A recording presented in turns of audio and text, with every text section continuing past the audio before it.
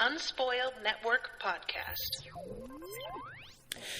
This is Spoil Me, covering Mage Errant Book 7, The Last Echo of the Lord of Bells, chapters 64, 65, and 66, Bottomless Heights, Strange Sights, and Forlorn Hope. In these chapters, Hugh is on a mission, and he succeeds in his mission. But remember when I said that Indrid had died? We wish Indrid had died. Welcome to Spoil Me.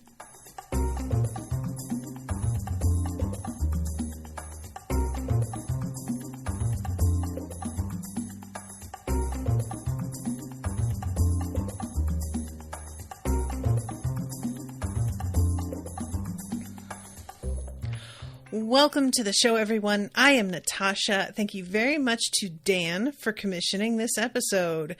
Dan is here in the chat. I really should have seen this coming, guys.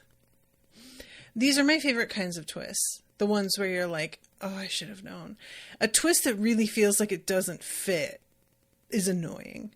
But a twist that you're like, all the pieces were there. How was I so blind? Those are very, very effective and satisfying. And I'm always like very impressed when somebody manages to pull it off. Especially, I read so slowly for this show that a lot of times I am able to like see what's coming. And that's not the fault of the writer. It's just they don't expect people to stop and analyze everything so much. So yeah, I am really, really not loving this. But I'm getting ahead of myself. Let's start with the first of these three chapters. Bottomless Heights. So, Hugh is dropped off by Vervin, who every time I hear the name in the audiobook, or I say it myself, sounds like I'm saying something with a Russian accent. As Vervin dropped Hugh off, he gave the Wind Mage directions to the nearest opening in the labyrinth and told him to wait inside. So long as he was inside a healthy part of the labyrinth, Hugh could find him.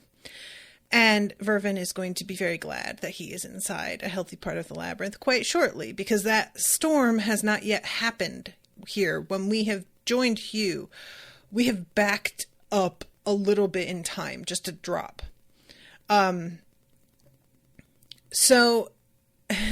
The labyrinth at this altitude was eerily empty, silent but for the echoes of battle that drifted up from miles below.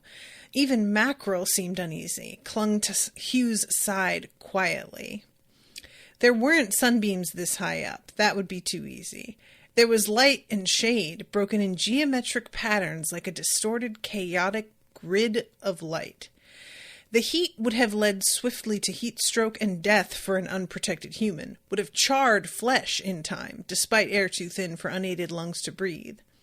Splatters and drips of magma lay everywhere, even in the shade, cooling slowly if at all. There was less magma this high, if only for the fact that less of Havath City had been carried this high, and much had already drained away. So, there is a really fascinating thing going on here as we find out how the eye works. And I'm going to wait until we get to that because it's described really interestingly. But I, at this point, I was thinking of the planet that they had gone to where things are killed by the solar flares. And then it's brought up, could a Popton life had survived the eye? And Hugh thinks not, which at first I was sort of like, really? Because it seemed like that was pretty much what it was adapted to do. But it's mentioned that this lasts for hours, and it's certainly a more intense version of the eye than has been seen before, which Hugh suspects is due to all of the ether happening here. But yeah, he mentions that this is something that goes on for several hours, whereas in a Poptus, it is, what, an hour, maybe? it's like a short enough time that it really is more of a flare. This is an ongoing thing. So maybe they could have survived for longer than other things. I don't know.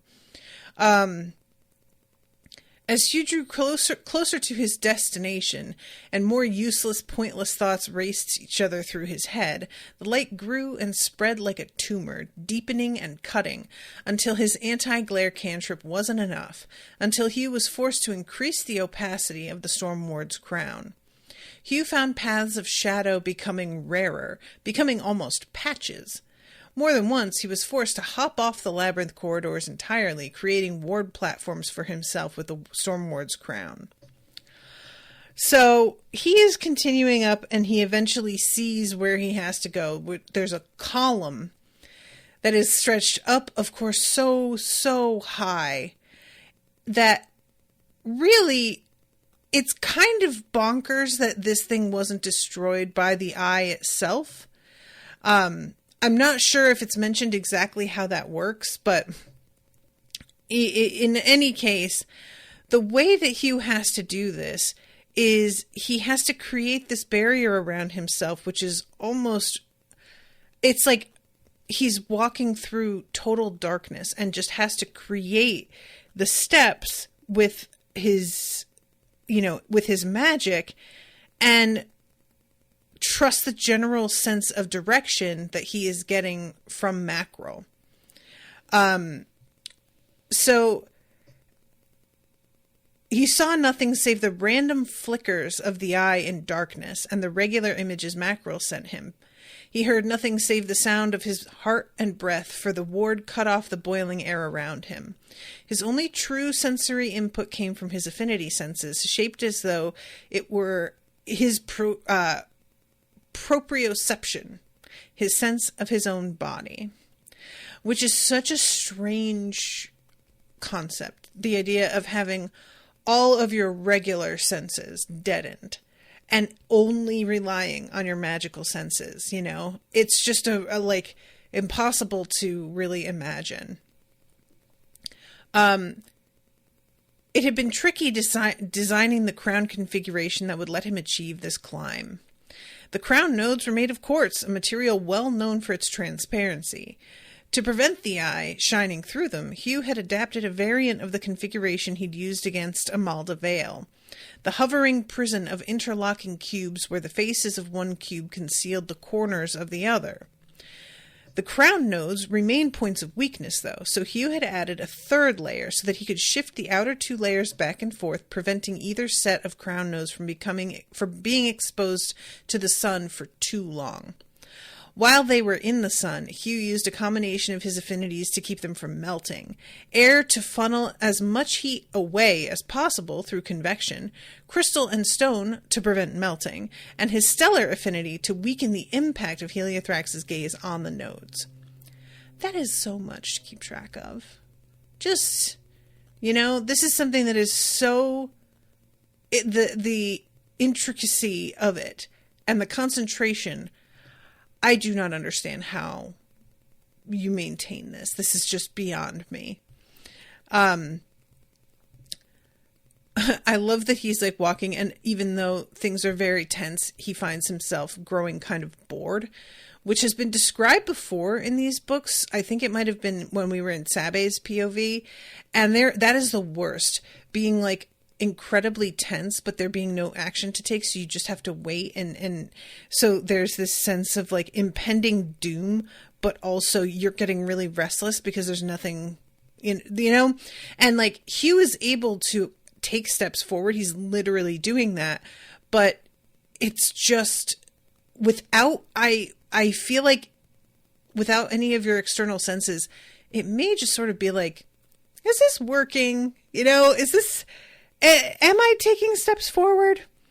So eventually, of course, the air inside the crown begins to get hot and stale because it's being warmed by his body heat. And he has a block. He's got, let's see, how many blocks of ice? It just says torso-sized ice blocks in his storage tattoo.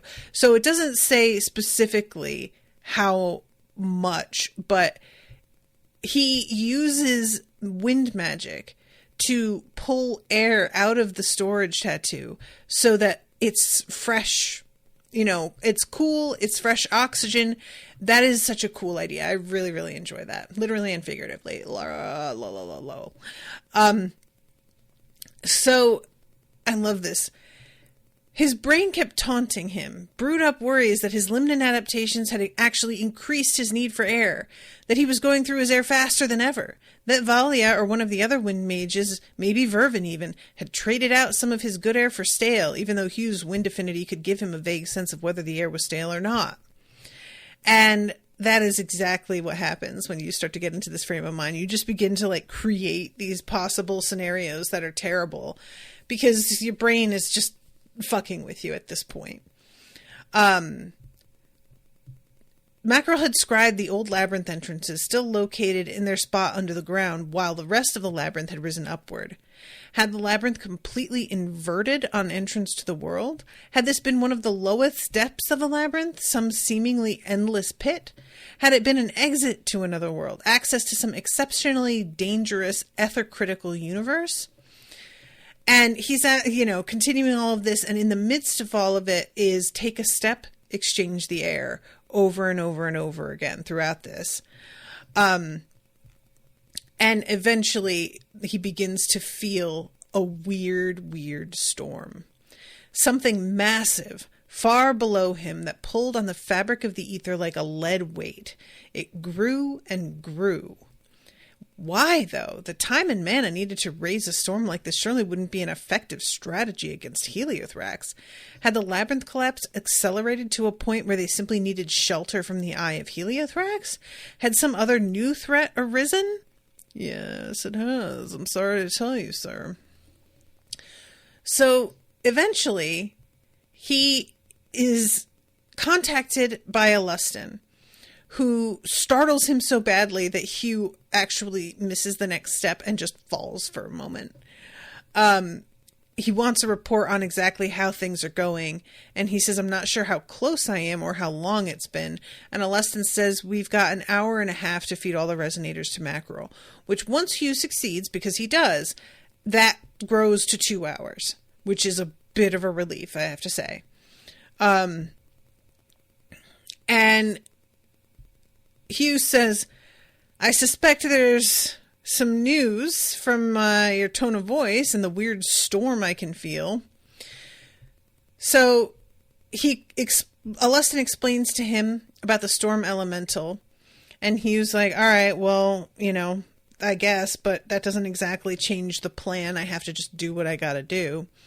And then there's this long pause, and Alustin starts to say, I'm sorry, and Hugh interrupts and says, I know that you're sorry. You've apologized already. And I think that you're pretty sincere. But if you were to do this all over again, I'm not sure you really would have done anything differently. You didn't enjoy betraying me. You just felt like you had to do it to get what you wanted. And I'm not as angry as you might think. And he says this, you guys. I'm angry, but not enough to seek vengeance from you. I'm just done with you. That is so cold. I love it. This is the real energy of turning away from somebody. That I am done with you. There have been only a few moments in my life where I genuinely was like, you know what? I'm not even interested in engaging anymore. I, as you all know, like to talk, and I overanalyze things, and sometimes I get too engrossed in attempting to find a common ground with somebody, and it's not always effective. It doesn't always work. So what I can find really difficult is the act of walking away, because there's always a part of me that wonders if I found the exact right thing to say, if I could get somebody to see my point of view or understand what I feel. And it's rare for me to reach a spot like this where I'm just done. But there is something so freeing about it. And Hugh saying this makes me feel I just feel really proud of him, actually, you know? Once today's over, we go our own ways, or at least I do. I'm not the one you should have been worrying about holding a grudge. And Alustin is like, well, did you mean Sabe? Because she's already said, or the Havathi, or, you know, yada, yada, yada. And Hugh says none of those, and then tells him Candoron is still alive. And Alustin just starts laughing. Part of Hugh felt the petty satisfaction he'd hoped for, but another part just felt pity, he supposed. I always knew she was alive even when no one believed me, Hugh said. Rather than fixating on revenge against you, I focused on trying to save Candoron from the beginning. So, you're just better than me? Alustin asked. Nobler of spirit, purer of purpose? Hugh frowned as he climbed in the dark. He wasn't quite sure what he heard in Alustin's voice. He didn't think it was resentment, but he wasn't really sure what it was. And I think it might be self-loathing. I think that Alustin is really seeing the difference between him and Hugh here. And he does even more by the end of this conversation. But I think like there's a sense of genuinely going, you are a better person than me. You know what I'm saying? Like, I am asking if that's what you're saying, but I already know it's true. And I also know that likely you will not claim that because you are a good person. So you wouldn't say this to my face, you know? So Hugh says we're like almost the same in a lot of ways. We have traumatic backstories. We've been hurt over and over and used by others for their own purposes. But the main difference is which way we chose to walk. And what made you choose better? Where'd you get the wisdom I lacked then? Alustin asked, mostly just sounding tired. I think it's two things, really. First, the fact that I'm not as competent or brilliant as you, Hugh said. And that's not my own mental hang-ups and low self-worth talking. I've met a lot of brilliant mages over the past few years, and you're sitting at the top of the heap in so many ways. If I'd been in your place, I'd never have succeeded. I chose my path because I couldn't follow yours, and I'm at least wise enough to not declare war on the ocean. As flattering as it is to be favorably compared to that list, I can assure you I've felt plenty intimidated by all of them before. For that matter, I find myself intimidated by you at times. In just a few years, you've far outstripped me. And Hugh's like, yeah, but I'm a specialist, and you have picked out lots of different things that you're good at. I am really good at my particular thing, and that's how most people are. They find an area, and they zero in on that, and you didn't do that. And I love this. Alustin is like more condemnation with great praise, and Hugh rolls his eyes. Alustin might be bitter, might be facing his end, but Hugh could hear how much the praise had cheered the paper mage. Alustin was nothing if not vain. No, Hugh responded. It's what we chose to value. You chose to value your past and what you lost over your future and what you could build. I chose to value my future and the people I care about over my past and what I lost. That seems a little simplistic, Alustin said. I did have assassins hunting me for years when I was your age, I should point out. Havath didn't really give me a choice. What would you have chosen if they weren't? I would have been Lord Citizen of Helico. No, not what was expected of you, not what you lost. What would you have dreamed? You talk about agriculture, and he mentions how he's like attempted gardening and that it was a miserable failure. And then says, I've loved magical research and development, especially in scrying, communications, that sort of thing. Which, that is all he has been doing throughout this war, is like testing what's possible in that arena. So that makes sense. What would you have done if you'd set out to build something rather than destroy? Oh, I have a whole list. It doesn't matter now, though, does it? You're not telling me anything I haven't told myself already. I've made my choices, and now I have to live with them. Do you want me to ask Errant to take mercy on you? Hugh asked impulsively, to try and protect you from your enemies? I absolutely want that. I would be content dying with my sword in Havath's heart, but if I had the chance to live, I would seize it with both hands. But you can't. Intervening on my behalf will make you a whole list of enemies you can't afford. And he says he can ask secretly. Alustin's like, nah. She wouldn't go for it anyway. She's going to be too fucking furious with me. Which Hugh knows that is correct, you know. And eventually, he says, there is one thing. Hugh smiled as he listened to Alustin's request. That I absolutely can do. We don't get to hear what it is. I'm very curious about it. I don't deserve it, but thank you, Hugh. And I wasn't being kind when I called you wise before. You really are, astonishingly so for your age. And Hugh says, I wish I weren't. I wish I'd had a boring, normal childhood. I wish I'd been allowed time to be an idiot, to learn wisdom the slow, normal way instead of being forced into it by trauma. I wish you'd been allowed a boring, normal childhood as well. And he asks one last question. What are your dreams? What would you want to do if my vendetta hadn't dragged you into this war?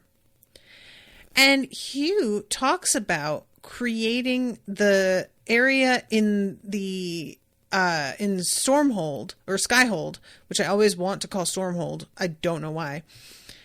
Where he went to hide and creating these like spells around it that would draw a kid that was being bullied and looking for a place to escape, which I had forgotten he did that. And that is really delightful.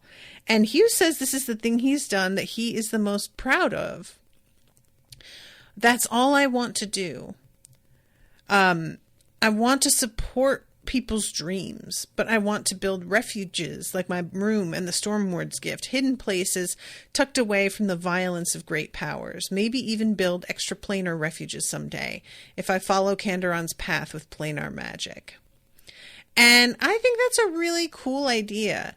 The concept of like, just like dotting the entire planet with all of these retreats where you can go to get away from violence, persecution, or just being collateral damage. I really like that idea a lot. So as they're wrapping up their conversation, he says, good luck, and then good luck, Alustin, calls him Alustin. And Alustin says, Velohu. And I'm listening to this on audiobook like, Velohu? Am I supposed to? I didn't even think, you guys, because it's been a minute. And then he realizes that that was a leak from the tongue eater. And it's just like, oh shit, this thing is really beginning to like get restless in there, you know? I am really, really curious what's going to happen with that thing, because there's something about it that feels like the One Ring, where it's determined to find a way. You know what I'm saying? I'll like it. So he continues climbing, and eventually he begins to see this structure, and it's really neat.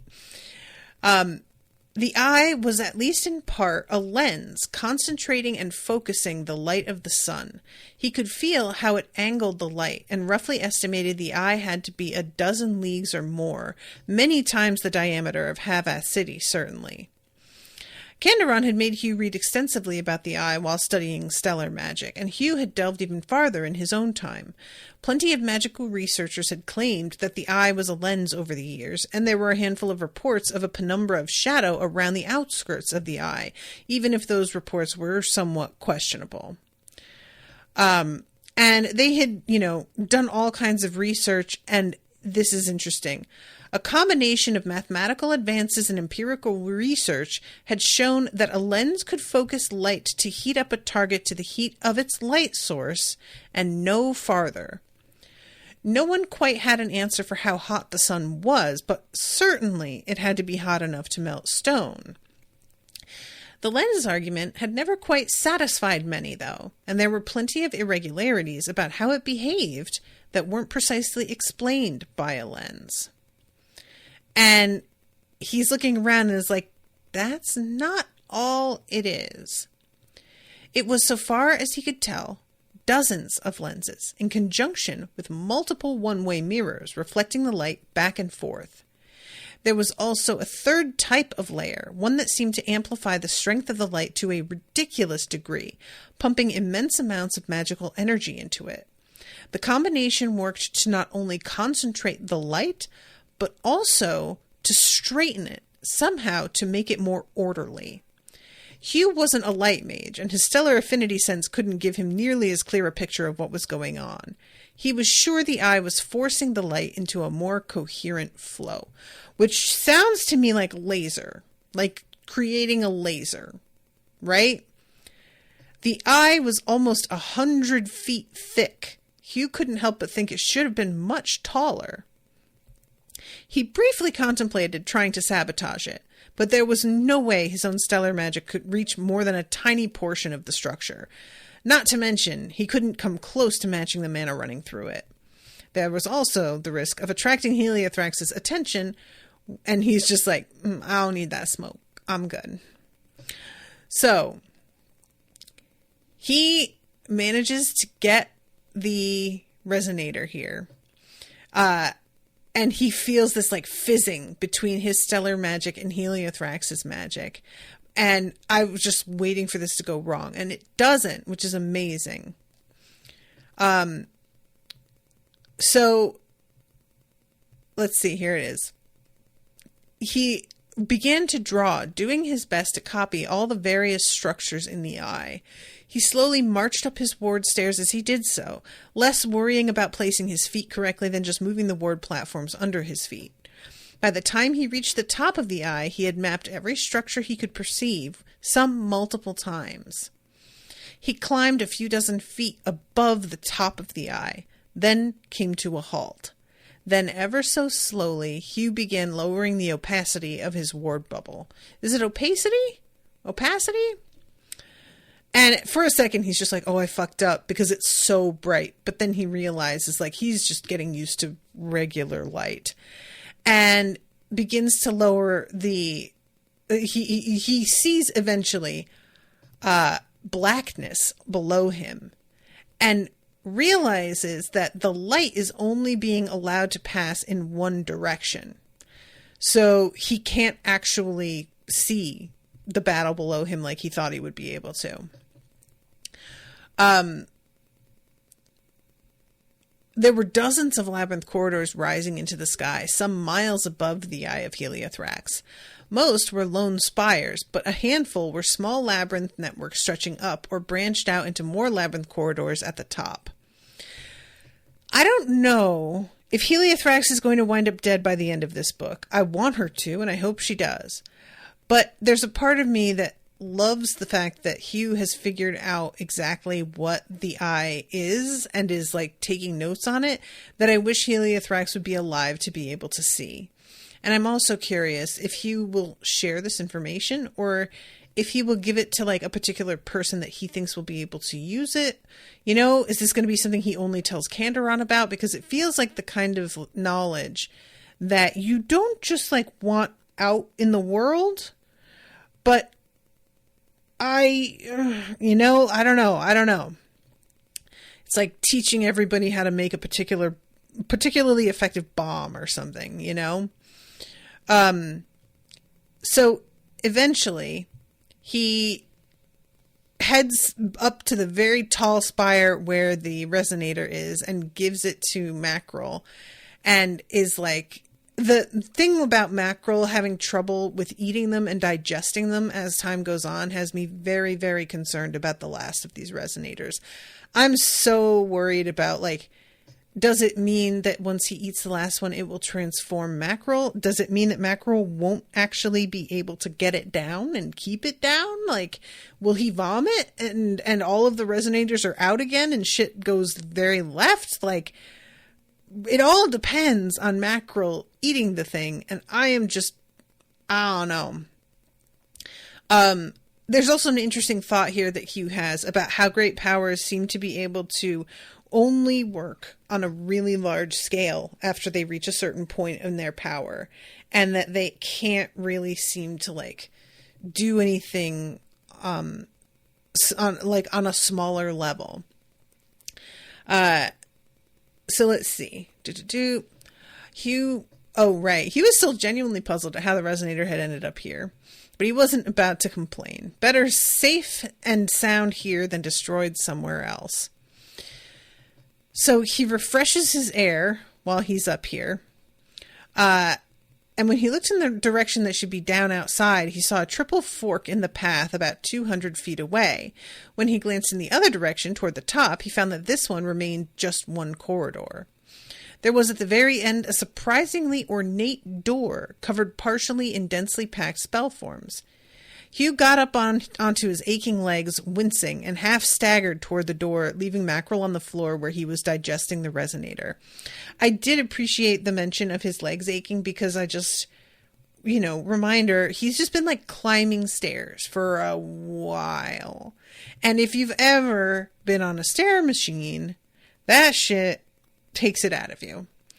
There used to be a time where I could go on the stair machine at a good clip for a full 20 minutes. And I think about it now and I'm just like, my God. People are out here jogging up. Never. Even when I was in my best shape, I could never. So he begins to walk toward the door. And Mackerel immediately stops him. And Hugh is like, what's going on? And he says, do I need to back away? And Mackerel is like, no, but don't get any fucking closer. And Hugh feels something finally. This door had been exactly what he speculated earlier, an entrance to another world, found deep within Havath City's labyrinth. Only this entrance had been torn asunder from its connecting world. Hugh suspected that if he'd gone any closer, or worse, tried to open the door, the results would have been incredibly awful. Probably not cast away into the non-reality between universal membranes awful, but... And I'm wondering if this is about the other beings that have been here fighting that we never have gone back to or found out what was going on with. I don't know how that's wrapping up. I have a lot of questions about that. So Hugh spent a few more minutes resting, wondering whether his hunch about the highest labyrinth spires had just been a hunch or something that had leaked into him from Mackerel via the scrying visions. Though Mackerel's behavior might one of these days... right, because he says if his bond with Mackerel hadn't driven him mad already, it probably wasn't going to, though Mackerel's behavior might one of these days. That's why that sentence is structured that way. I was like, what? And I love this. He finally burps. Mackerel does. Like, flutters his pages in a burpy sort of way. And just... why? Just for the effect, right? Like, I do really enjoy that. So... I'm guessing we have over 2 hours now, Alustin said. How's your situation? The initial fury of the typhoon elemental has calmed enough we're preparing to venture back out again. We've managed to track down both Alinea and Heliothrax and are trying to contact Alinea. We're still looking for Eudaxus. We have good news and bad. The good news is that Alinea seems largely unharmed, while Heliothrax was badly injured by the storm. And Hugh says, what's the bad news? And he says, Indrid is still alive. And Hugh says, how is that bad news? Hugh. Like the instant he says Indrid is still alive, I was like, oh, no. Like I knew precisely what that meant. And Hugh is not getting it. And Alustin says because Heliothrax has her and is laying down the preparations to graft Indrid's head to her spine to steal her magic. Which, like, everything about this is so terrible. It's the indignity of doing this to somebody who had been an enemy and them having, they're awake for this, right? They're like alive enough to know what's happening. It's the feeling of confidence that Heliothrax must have to pause in the midst of this battle to do this. She really doesn't think anybody can touch her. And that kind of confidence with a person like this is, you could, like, they clearly can back that up. That is not, some people, it would feel like, well, that's a foolish choice to make. You're being really arrogant. But Heliothrax, I don't get the impression that she misjudges her own ability. And then, of course, it's just the sheer amount of power Heliothrax will be gaining because Indrid is such like a complete force of nature. And Heliothrax is already so insanely powerful. To add this to it, oh my God, you know? So Hugh says, I'll meet back up with Vervin and rendezvous with you as quickly as I can. Hurry, Alustin said, and deactivated the paper band from his end.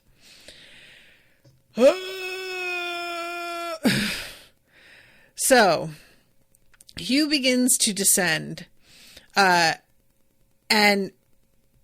let's see. He opaqued his ward bubble again, then made it perfectly reflective, leaving him in the dark once more, and then let himself drop. There was no telling how long his drop took, several minutes at the very least. The instant he felt the labyrinth approaching below, he increased the mana flowing to his levitation cantrip, carefully adjusting his trajectory using his wind mana, then anchored the crown in place just above the first labyrinth corridor he reached. Now, I just really want to mention, you guys, you know, I have talked a lot about the pacing of this book and feeling like the battle has kind of gone on a little bit too long. I actually got a comment the other day from somebody who was on YouTube, I think, and they were saying that they themselves described this book as like one huge fight. And I got the sense that they did sort of agree with me about the pacing, that it was just a bit relentless. This is a really tricky thing to manage, and this is something that happened recently with the Dresden book that came out, Peace Talks, and I can't remember what the next one is called. Battleground, I think. And it is a similar, like, enormous pitched battle, which gets to a point where it just feels like so much is going on that you can't sort through it and talk about it very easily. I really feel like these little moments here, I really love Hugh being like sent on a particular mission. I love him being separated from the group, having some time to himself to think things over, of small conversations that happen with Alustin here and there, help to break things up. But the description of him descending is like several chapters. Oh my God. No, several paragraphs long. And I understand Bierce wanting to explain this, but it doesn't matter, dude. It really genuinely does not need to be explained. I understand your instinct to do this because you want to using the word show off, that feels wrong. You want to demonstrate that this magic is fundamentally about physics, right? I get it, though. We all know that by now. You do not need to explain all of every move he makes in that respect, because we have reached a point where I know that is a given. And it just, takes too long at this point. We need to get shit moving a little bit better, bud. And you are just dragging these, like, this side quest, I feel like, could have been shortened considerably and had much more impact by taking out a lot of the descriptives of how certain things work. Keep the majority of what you're describing with how the Eye of Heliothrax works, but I think it could have been a third shorter than it was. I found it a fascinating idea. I like it, but it just, all of it could be more concise. He repeats phrasing. He repeats a lot of, like, the general concepts over and over. And if you've said it once, we just don't need you to say it again. We get it. It's just trust us, you know? So eventually, let's see, it didn't take him long to reach a spot where he could safely return the crown to transparency, and the instant he did, he understood why the storm lurked so low. It was hiding from the Eye of Heliothrax. And that is such a weird concept because it's an elemental, so it's like alive and has that kind of consciousness, which is wild. It loomed and crawled around the labyrinth corridors, grasping up towards the heat it fed on, only to draw back when too much of it was exposed to direct sunlight and started boiling away. Only to a point, though. The sunlight that descended too deep seemed to attract the wrath of the storm, and it began boiling about it as though to keep it free from its depths.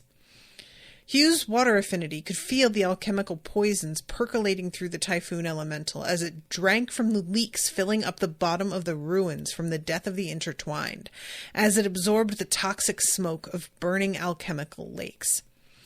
Even for a clash between great powers and mage armies where emergent effects were effectively a guarantee, this storm was a bizarre result.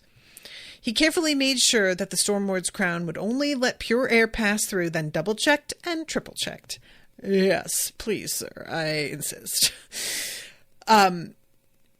So he asks Mackerel if Vervin is waiting, and it says his spellbook, still lethargic from digesting the most recent book, flapped his covers in the affirmative. You guys, genuinely worried. I feel bad for Mackerel. It's so funny after all he has wanted to do is eat books. And now he is being given like some really high quality books, but it's like me having to eat 16 pounds of foie gras. It's a luxury. It's delicious. I love it. Also, ew, that's too much. I can't do it. Please don't make me. So then we jump to chapter 66, Forlorn Hope. And Sabe, you know, she has a connection to storms that is very intense. And so she can feel the storm and everything about it is just gross. There's just a sense of like, it's grubby and unclean. The word grimy is used, which I really like that word. The ether density around them was already almost painful from the death of the labyrinth, and the ether increase from the storm made it even worse. There was at least one benefit from the storm. It empowered the Windlode spell form, one of her family's many secrets to power. The Windlode was a spell form designed to absorb and rapidly help convert Stormborn mana into proper wind mana in a mage's reservoirs, and Sabe had taught the Windlode to all of her friends. Hugh, 2 years ago, Talia and Godric while they were on Limnus.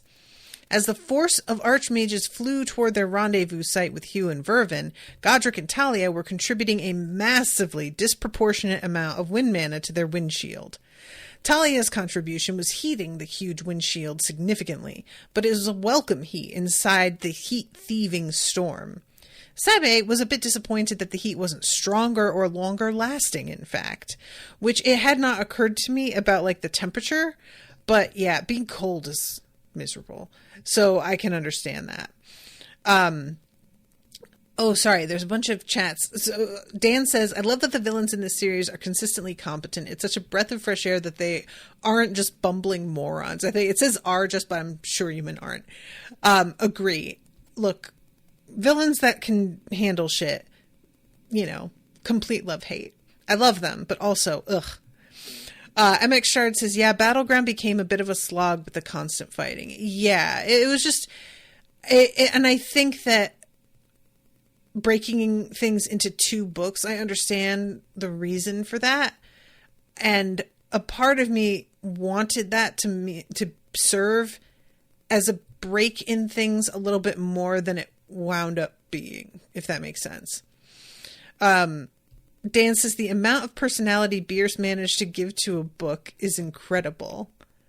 Oh, for macro, I thought you were talking about like this as a book, and I was sort of like, I don't really get what you're saying, but I get what you're talking about with mackerel. Yes. Okay, so they passed over a dying swarm of the asymmetrical flame insects they'd fought, only a few of them still sluggishly moving, and Sabe had no idea if it was the same large swarm they'd fought.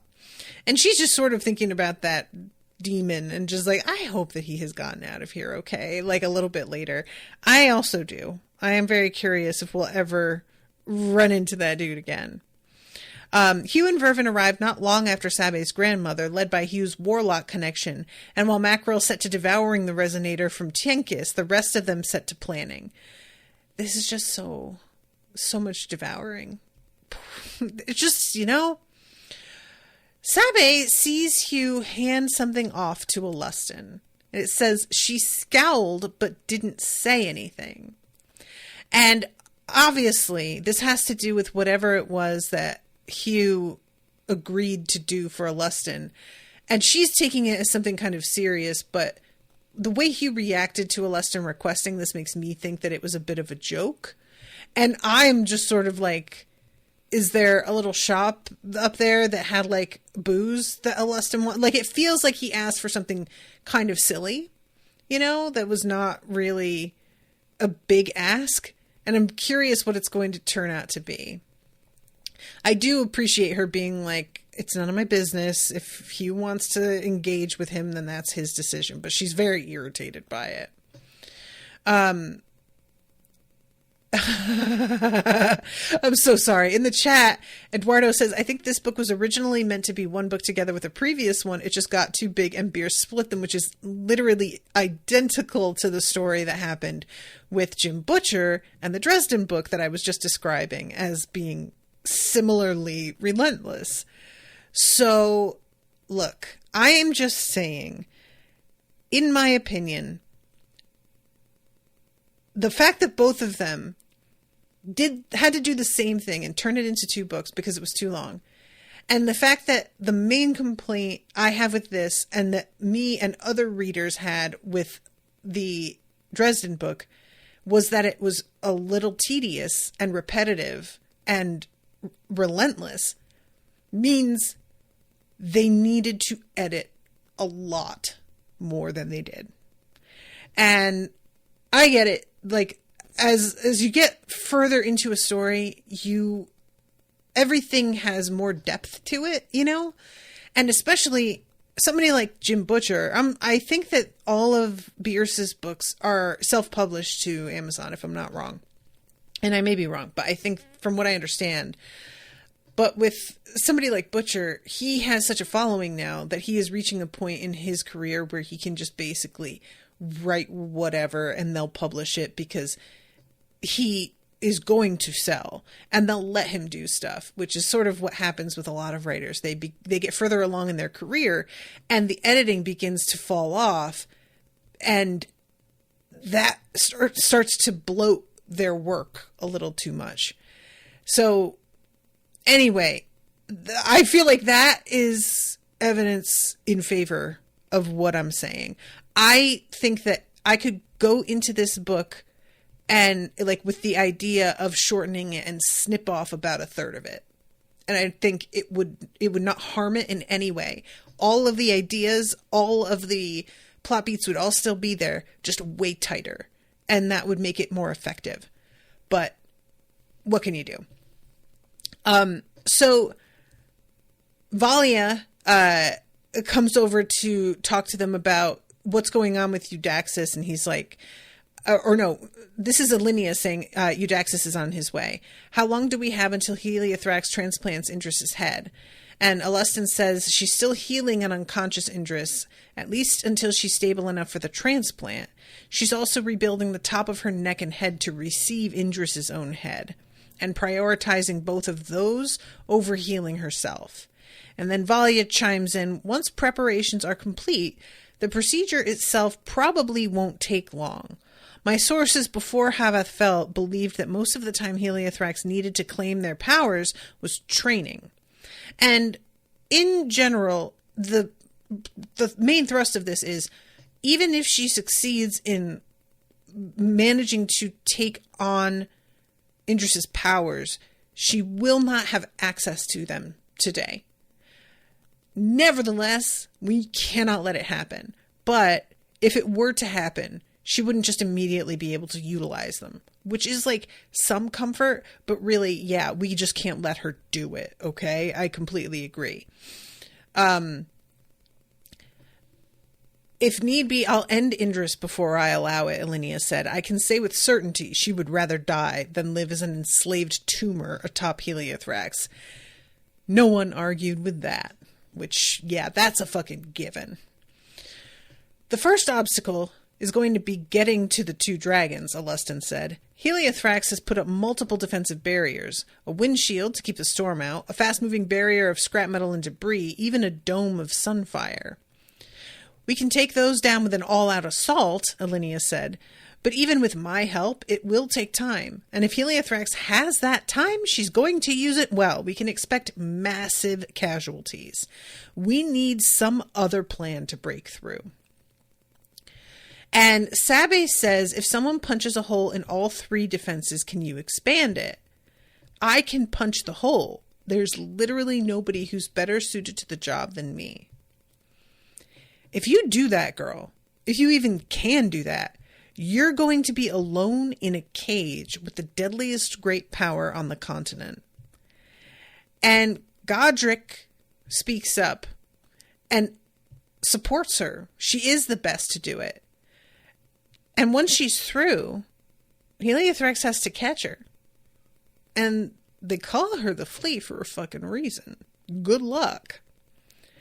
And I love this. Alinea gave Godric and Sabe skeptical looks, and then, to Sabe's irritation, looked to Alustin. Yeah, that would bother me too. After everything, she's checking with him about whether or not he thinks she can do it. I don't think so, Granny. That's rude. Just, come on. Oh my God. I would be so irritated. I really, really would. Me and Sabe, just sort of eye to eye on a lot of things. I really get her. So, I love this. Alustin, we have to pry open one of the mouths on her back, the blue one about 1/3 of the way down her spine from her head, and steal back the resonator. I'm guessing the blue head is as indestructible as Heliothrax at this point. Easy enough, Talia said, seeming simultaneously cheerful and sarcastic. Oh, it'll be so much fun, Shimmering Cardivan added. Alinea and Sabe both glowered at them, but wiped their faces when they noticed their identical expressions. Lol. You too. I love it. They are very similar, and I get very annoyed by that.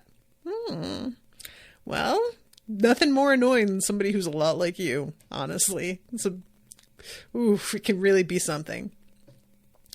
And Emonson Drees is like, so we get the resonator. Then what? Heliothrax is going to be real, real mad. And Alinea is like, I buy us some time. Hold Heliothrax off while you guys fucking run. And beyond that, let's just worry about it later. We just worry about it later. Which, to be fair, you can only think so far ahead. I mean, you can think as far ahead as you want, but after a certain point, there's really no reason, because nothing goes exactly according to plan. So beyond a certain point, things will spin in a direction you could never have predicted, and you have just got to be ready to roll with the punches instead of having an inflexible plan already in place for a situation that is no longer the case, you know? So they sneak up on Heliothrax, and Sabe has herself all ready, goggles on. She's got the armor that she's using, which is that weird, like, combo armor. Let's see. She only took it halfway to Star Strike armor. Sabe spun up her dream armor, and after that spun up her scent armor. This one was frankly a bit weird. All it seemed to do was produce weird, mild smells, but Sabe wasn't doing anything else with her scent mana, and maybe it would help her dream armor confuse Heliothrax. Next, Sabe began spinning stone and crystal magic around her. With nothing carried by the magic, there was no risk of it reacting unpleasantly with her other magics, like it had happened during her training with wind and water armors. She didn't set up these spin patterns to carry stone and crystal, though, but to send it tumbling away from her. It was, of course, just a supplement to her final magic, her plain old ordinary wind armor, her first and still favorite armor, with one difference. She'd be empowering it with the wind load. She'd empowered her armor with the wind load once before, during Ataer's coup at Theristel, to clear a path in the wind for the Moonless Owl. It had worked, but it had turned her armor into a ridiculously misshapen mass, which had exploded violently when she lost control of it. Her control over her magic was vastly improved since then, and she should be able to hold it far longer, but she ultimately only needed it for a few seconds. So, she manages to punch through the outermost shield, the wind shield, pretty easily. The second layer was the most dangerous, a spinning mess of stone and metal. All Sabe could do was hope that her preparations and armor worked. Lightning bolts flashed out from her Star Strike armor, deflecting metal. Her crystal and stone magic diverted chunks of rock that slipped close to her, and her malformed windload armor knocked away all the rest. And behind her raced more lightning bolts, several dozen this time, along with far larger spirals of wind, ripping wide open the hole she'd punched. It was the last barrier that was the most important, the Sunfire Dome. Sabe passed through it cleanly, easily, her Star Strike armor sweeping in huge quantities of sunfire. She didn't fight it, but co-opted it, turning her into a burning hole in the world. Sabe couldn't even imagine what she must look like between the sunfire and her dream armor. I really want to see her from somebody else's POV. I'm just super curious. There's nobody in there, I don't think we're jumping into anybody else's head.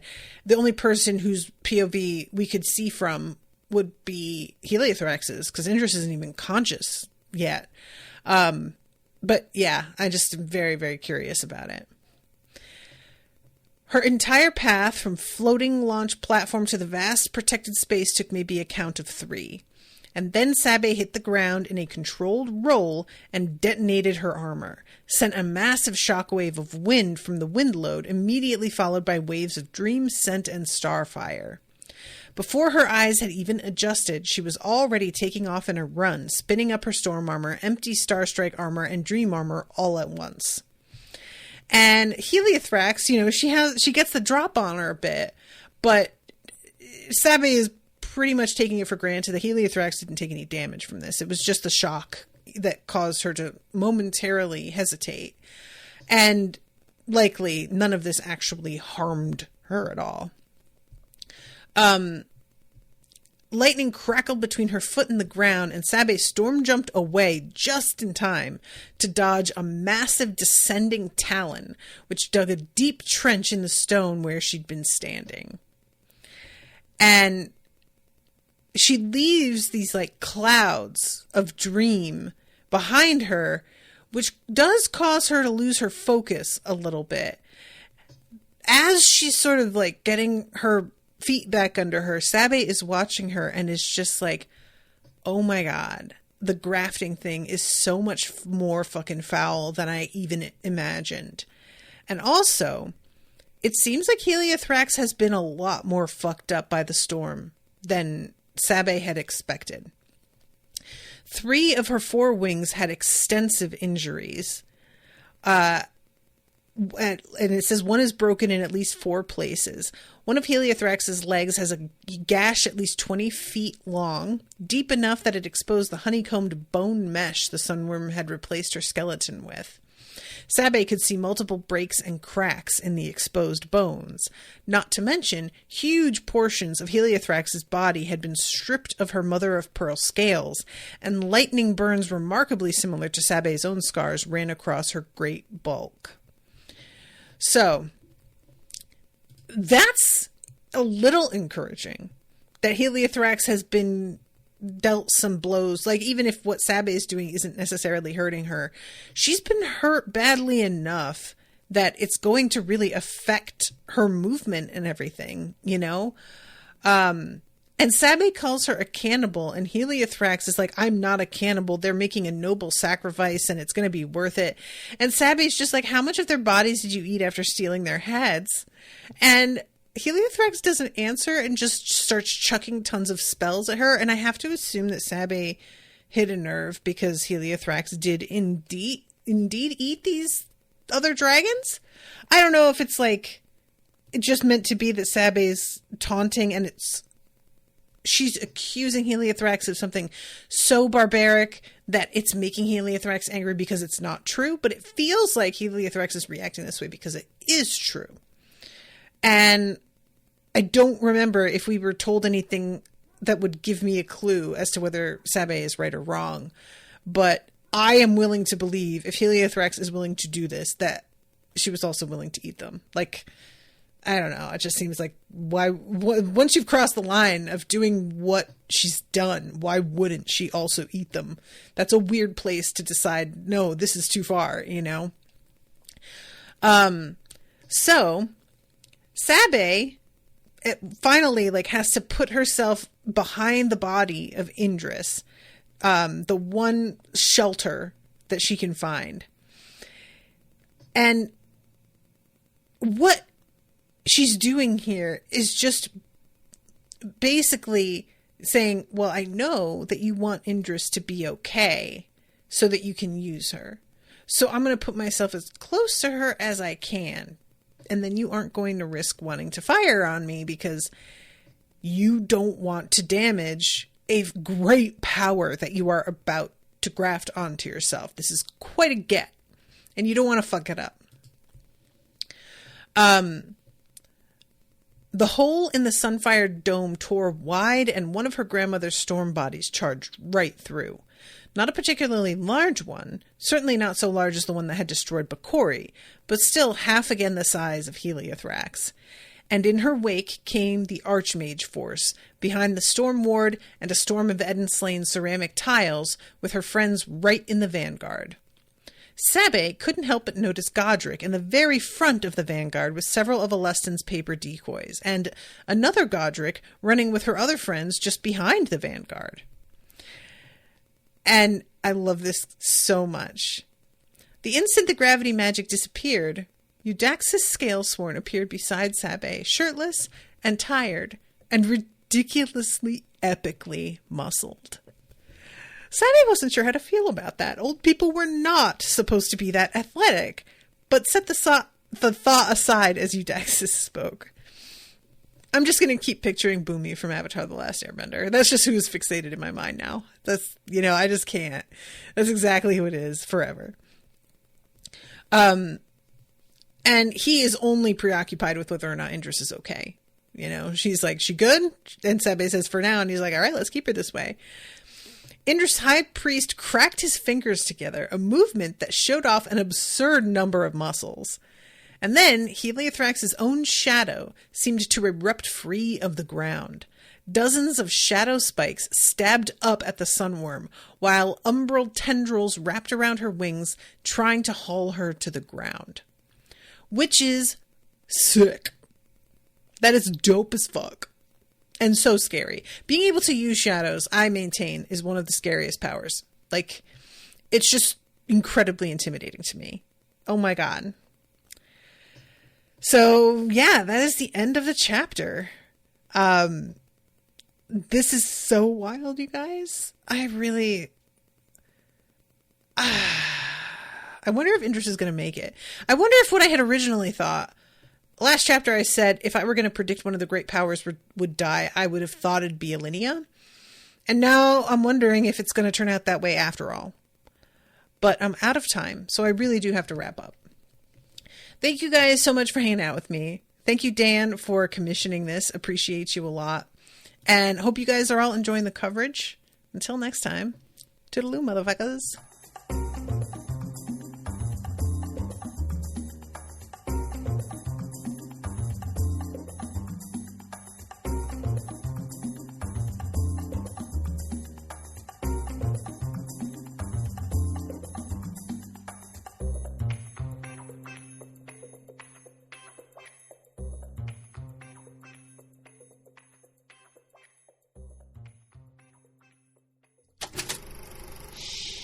That was an Unspoiled Network podcast.